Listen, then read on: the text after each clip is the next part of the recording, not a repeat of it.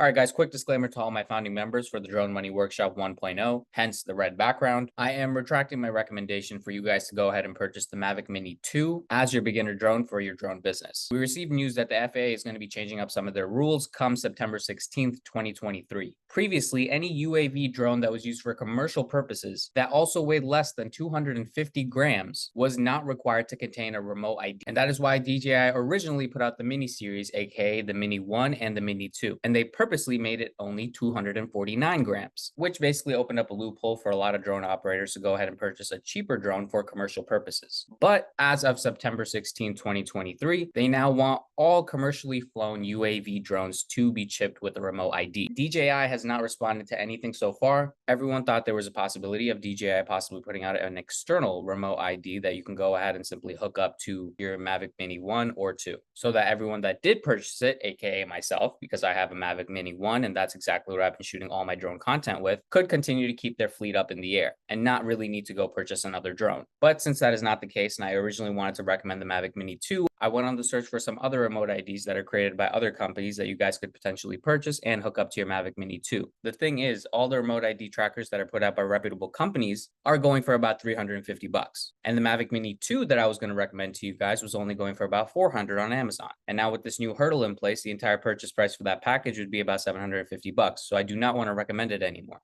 My intentions were to get you guys in on this loophole so that you can go ahead and purchase a Mavic Mini or Mavic Mini 2 and instantly get to work with it. But since that option is no longer worth the money, I want to change my recommendation to the Mavic Mini 3. Unlike the Mavic Mini 1 and the Mavic Mini 2, the Mavic Mini 3 actually does come with the remote ID. And I was able to verify this information directly on the FAA UAS Declaration of Compliance. I will be linking this exact page below so you guys can go ahead and check it out. But as you can see right here, remote ID declaration for compliance, DJI Mavic Mini 3 is accepted. This is the Amazon link that I will be putting in the description as well for you guys to go ahead and purchase it. Like I said before, the Mavic Mini 2 is going to cost you around $400. This is $69 more, and you won't have any remote ID issues with the FAA in the coming future. Instead of shooting in 2.7K, you now have a drone that'll shoot in 4K. It can tilt its camera from horizontal to vertical mid-flight, and you've got some crazy intelligent features that are not available in either of the other two Mavic Mini series drones. Longer battery time, obstacle avoidance, and overall, in my opinion, a much better beginner drone for $69.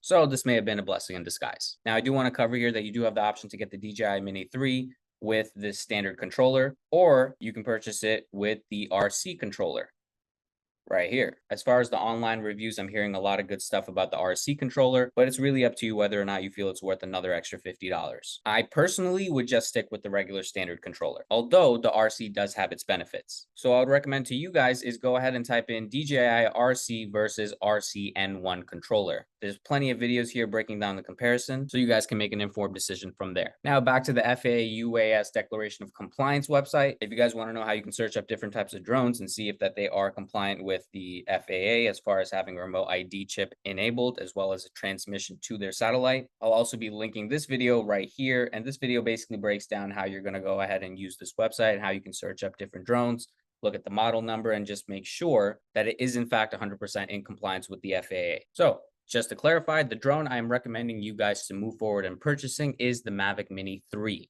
not the 2, not the 1. I don't want to go ahead and re-edit the entire second module and further delay its release. So anytime in module 2 you hear me say Mavic Mini 2 in your head, just substitute that with Mavic Mini 3. Because once again, the Mavic Mini 3 is the drone I'm recommending you guys to purchase. And as you guys know, I personally use the Mavic Mini, so that means it's definitely going to be sitting out of service after September 16th. So I will also be joining you guys in the purchase for the DJI Mavic Mini 3. And yeah, that's it for this announcement. So enjoy module 2, which should also be released alongside this video. I'll see you guys there.